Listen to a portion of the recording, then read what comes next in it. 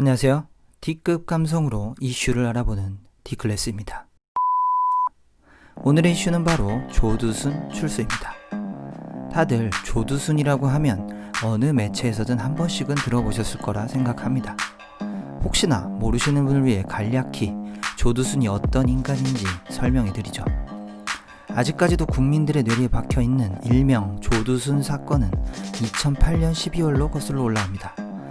경기도 안산시 단원구에서 발생한 이 사건은 당시 초등학교 3학년이었던 A양을 납치하여 성폭행하고 신체 부위까지 훼손하였으며 중상해를 입혀서 평생 잊지 못할 악몽을 준 납치, 강간, 상해 범죄였습니다.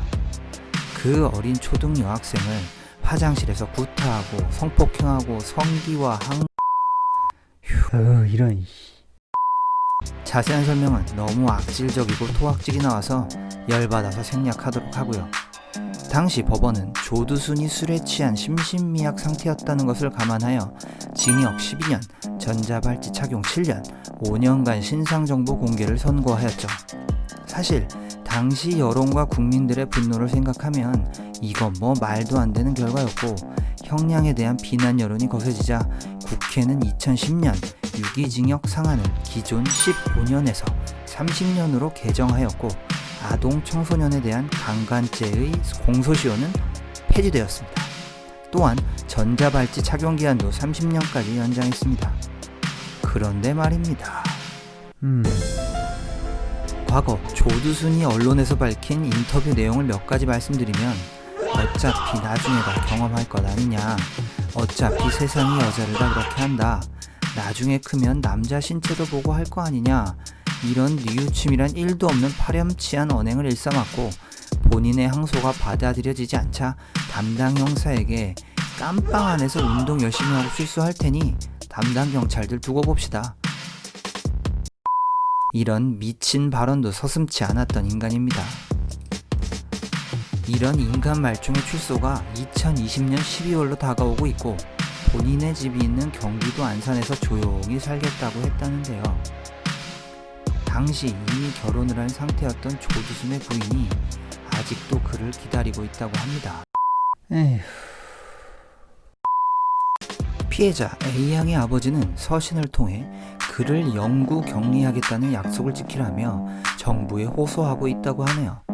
부모의 마음에서 당연한 처사라고 생각이 되죠.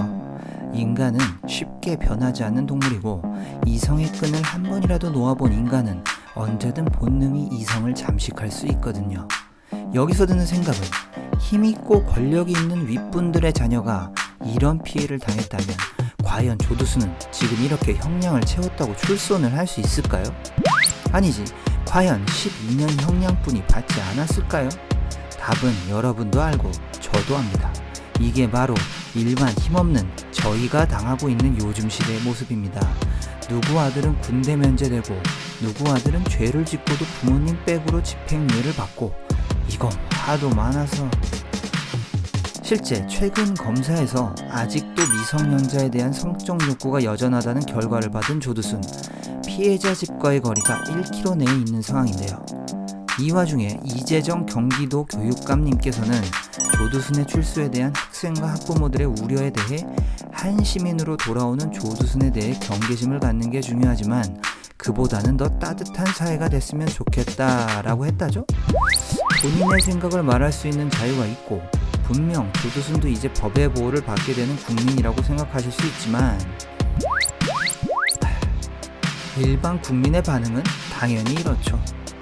제발 좀 생각 좀 하고 말을 좀 합시다.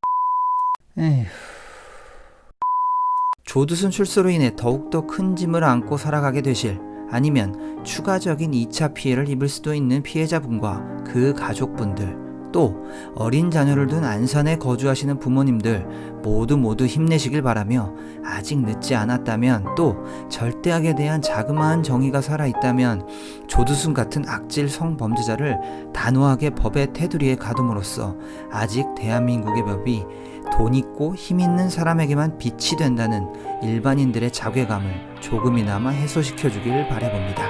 오늘의 결론, 매년만 형님 부탁드립니다.